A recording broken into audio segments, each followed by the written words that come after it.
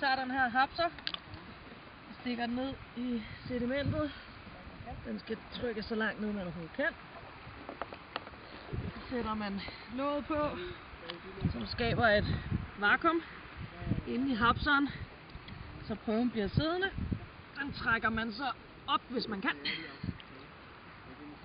Stille og roligt.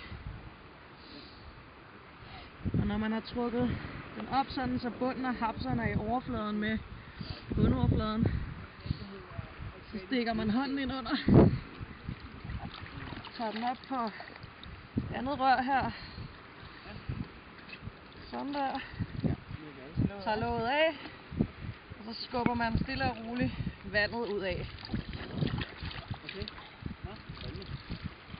Og så skulle man meget gerne få en fin kerne her.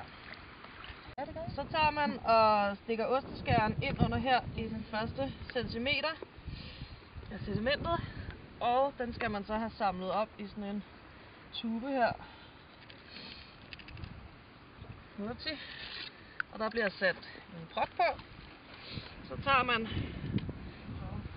hvis det kan lade sig gøre, tager man så 2 cm. Så man har altså fra 1 til 3 cm med i sedimentet. Skraber ind og sætter en ny tube på. Sådan der. Godt. Det laver man så et triplikat af rundt i kernen. Så gør jeg lige et med dem her. Ja.